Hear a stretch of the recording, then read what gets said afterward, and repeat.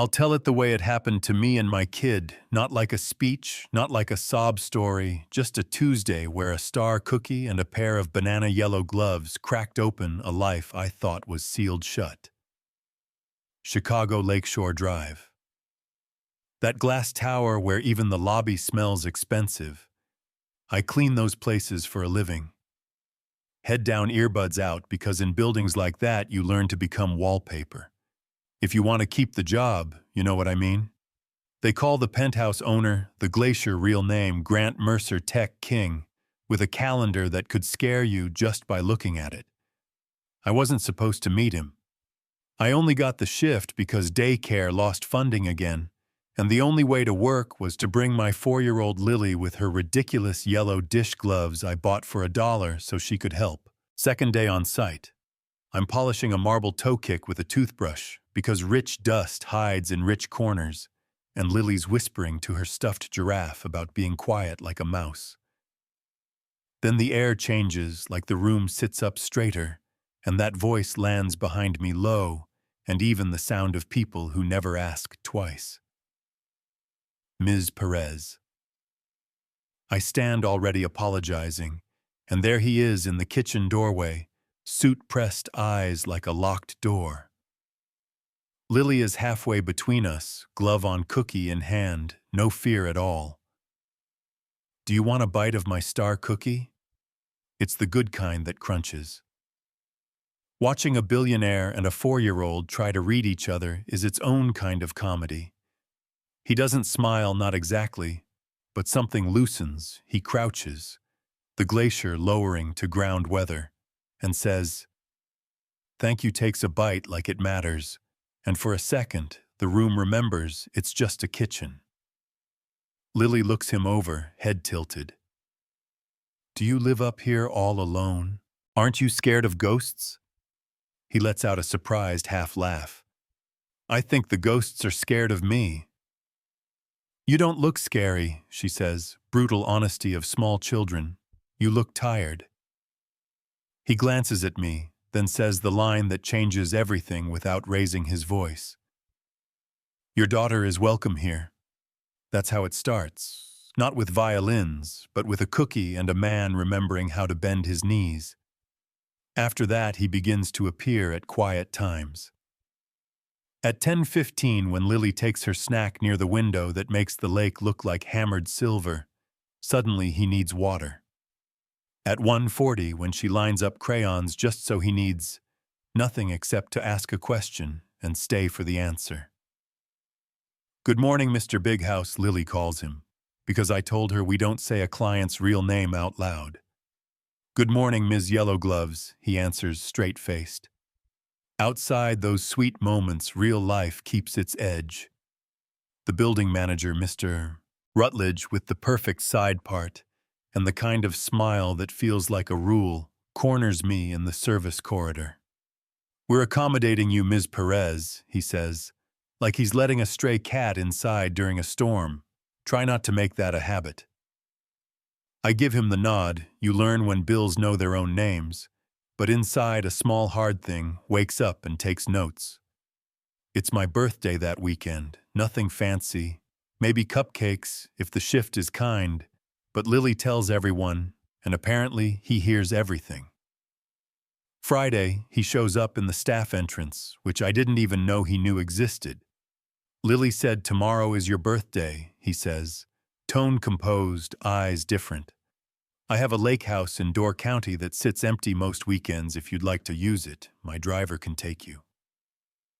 I laugh because sometimes your brain needs a second to catch up to what your ears just heard. Sir, that's too generous. He cuts in fast, almost defensive. It isn't generosity, it's logistics. It will sit there whether anyone enjoys it or not. That's how men like him make kindness sound like math, so you'll accept it without feeling like a charity case. We go. Hank the driver with dad jokes takes us north through fields that smell like an exhale. The house is cedar and quiet money. Marta the caretaker has a table set on a porch that faces an inlet where the light does that glittery thing you can't fake. In the center, under a silver dome star, cookies with icing, smiley faces, and a note in clean handwriting. For Ms. Yellow Gloves. Happy birthday, D. Thank you for letting a little light in, signed G. Yeah, that happened. I cried anyway. There's no snow, so Marta rolls out a portable snow machine because the rich will invent weather when they feel like making a kid smile. Lily makes snow angels on damp grass, holds Coco like a trophy, tells the sky I'm brave. I believed her.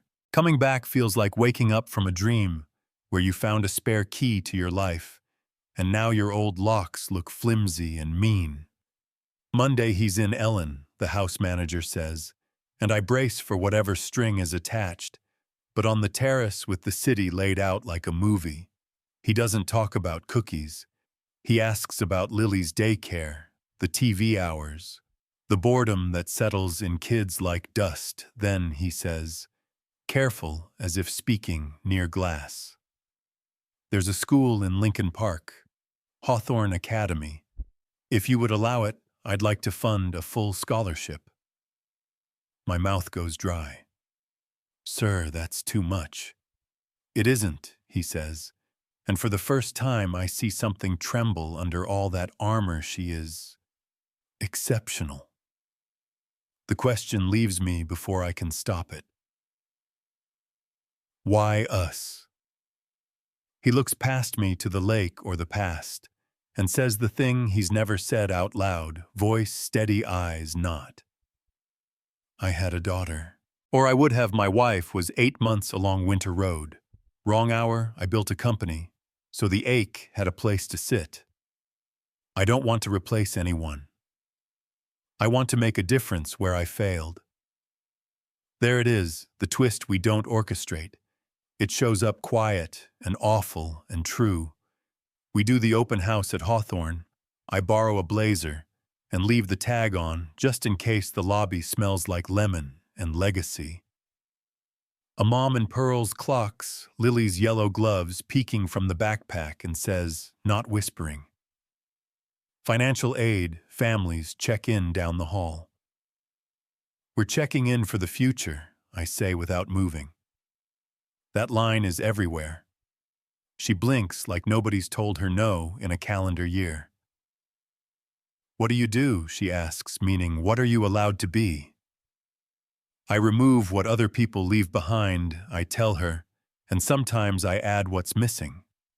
Like what she pushes, and a voice behind me answers, like courage. He's there.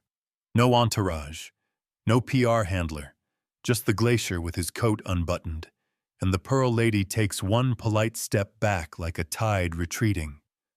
Admin rolls out the verbal carpet once they see him, and out in the hall, his comms chief catches him crisp as a press release. Optics boundaries, the press will go feral.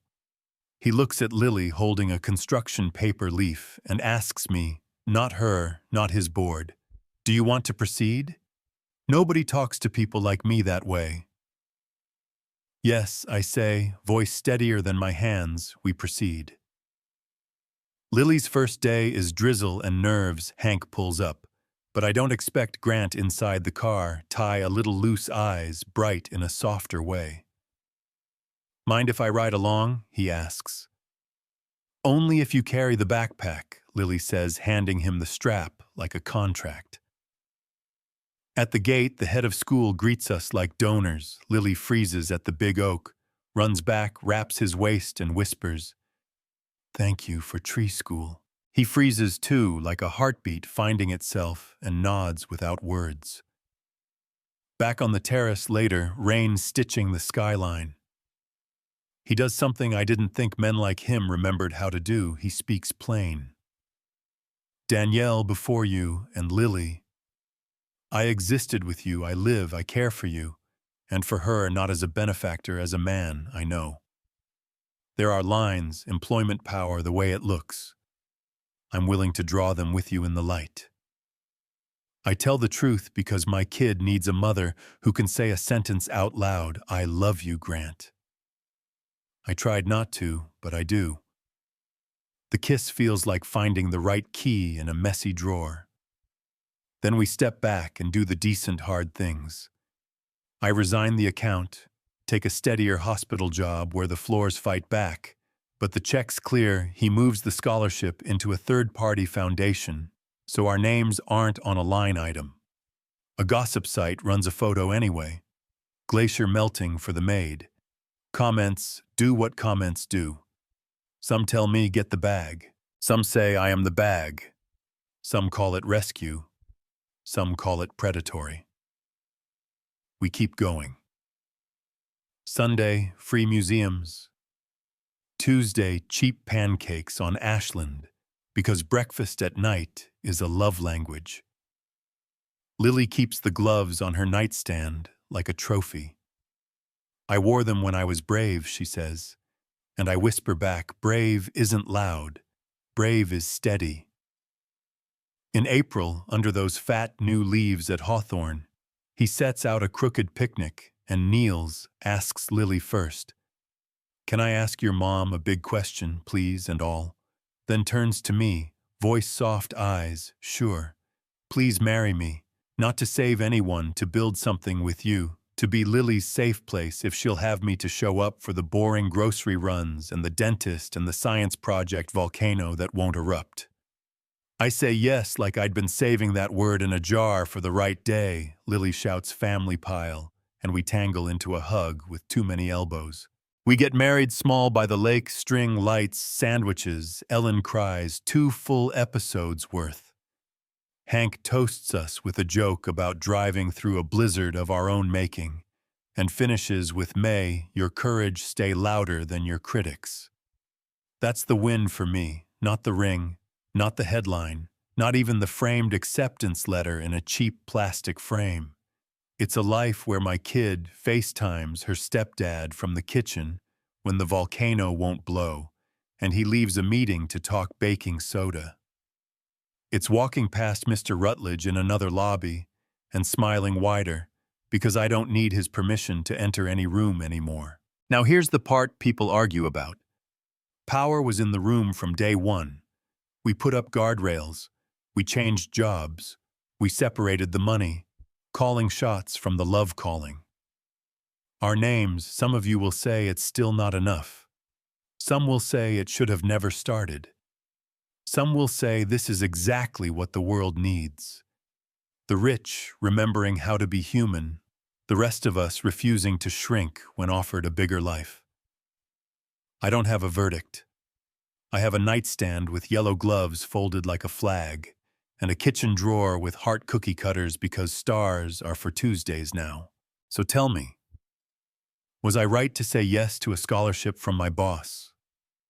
Was he right to see a second chance in a stranger's kid? Can power be cleaned the way marble can, slowly, with pressure?